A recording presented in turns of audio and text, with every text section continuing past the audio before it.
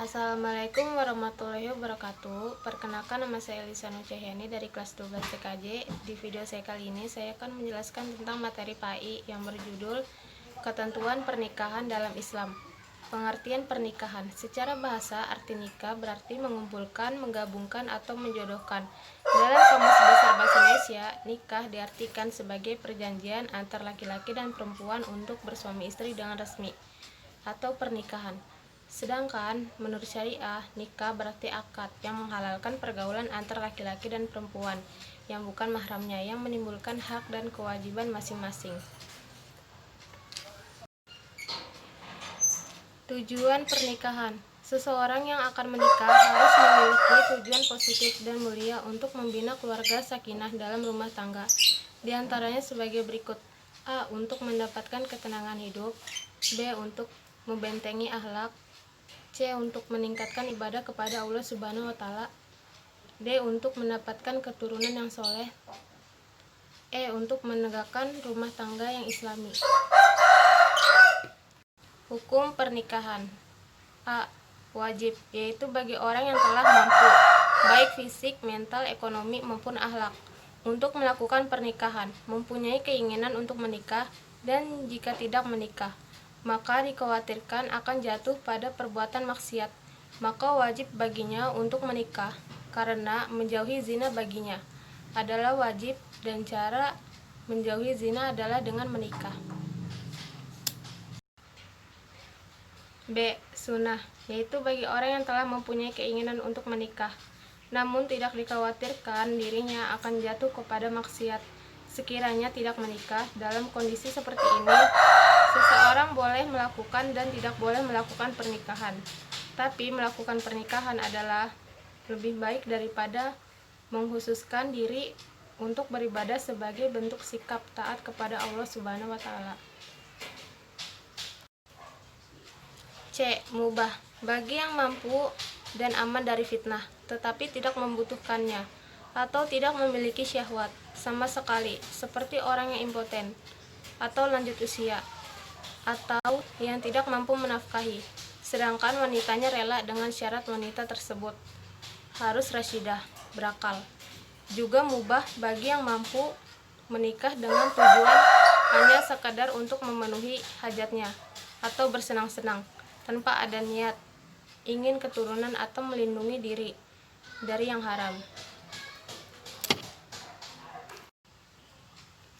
D. Haram, yaitu bagi orang yang yakin bahwa dirinya tidak akan mampu melaksanakan kewajiban-kewajiban pernikahan, baik kewajiban yang berkaitan dengan hubungan seksual maupun berkaitan dengan kewajiban-kewajiban lainnya. Pernikahan seperti ini mengandung bahaya bagi wanita yang akan dijadikan istri, sesuai yang menimbulkan bahaya, dilarang dalam Islam. E. Makruh, yaitu bagi seseorang yang mampu menikah, tetapi dia khawatir akan menyakiti wanita yang akan dinikahinya, atau menzalimi hak-hak istri, dan buruknya pergaulan yang dia miliki dalam memenuhi hak-hak manusia, atau tidak minat terhadap wanita, dan tidak mengharapkan keturunan. Rukun dan syarat pernikahan. A. Calon suami. Syarat-syarat sebagai berikut. 1. Bukan mahram si wanita. Calon suami bukan termasuk yang haram dinikahi karena adanya hubungan nasab atau sepersusuan. 2. Orang yang dikehendaki, yakni adanya kecintaan dari masing-masing pihak. Dasarnya adalah hadis dari Abu Hurairah, yaitu, dan tidak boleh seorang gadis dinikahkan sehingga ia diminta izinnya. Hadis riwayat Al-Bukhari dan Muslim. 3. Muayyan, beridentitas jelas. Harus ada kepastian siapa identitas mempelai laki-laki dengan menyebut nama atau sifatnya yang khusus. B. Calon istri. Syaratnya adalah: 1. Bukan mahram si laki-laki. 2. Terbebas dari halangan nikah, misalnya masih ada masa iddah atau berstatus sebagai istri orang. C. Wali, yaitu bapak kandung mempelai wanita, penerima wasiat atau kerabat terdekat, dan seterusnya, sesuai dengan urutan ashabah wanita tersebut, atau orang bijak dari keluarga wanita, atau pemimpin setempat. D. 2 orang saksi. E. Sigah, ijab kabul, yaitu perkataan dari mempelai laki-laki atau wakilnya ketika akad nikah. Hak dan kewajiban suami istri. Dengan berlangsungnya akad pernikahan, maka memberi konsekuensi adanya hak dan kewajiban suami istri yang mencakup 3 hal, yaitu kewajiban bersama antara suami dan istri, kewajiban suami terhadap istri, dan kewajiban istri terhadap suami. 1. Kewajiban bersama suami dan istri, yaitu sebagai berikut. A. Memelihara dan mendidik anak dengan sebaik-baiknya. B. Berbuat baik terhadap mertua, ipar, dan kerabat lainnya, baik dari suami atau istri. C.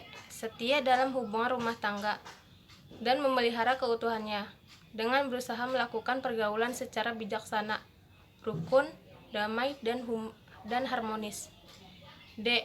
Saling bantu-membantu antara keduanya. E. Menjaga penampilan lahiriah dalam rangka merawat keutuhan, cinta, dan kasih sayang di antara keduanya. 2. Kewajiban suami terhadap istri.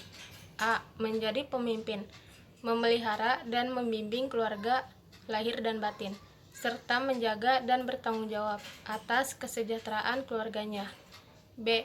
Memberi nafkah, pakaian, dan tempat tinggal kepada istri anak-anaknya sesuai dengan kemampuan yang diusahakan secara maksimal.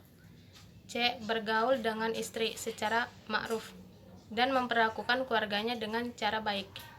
D. Masing-masing anggota keluarganya, terutama suami dan istri, bertanggung jawab sesuai fungsi dan perannya masing-masing.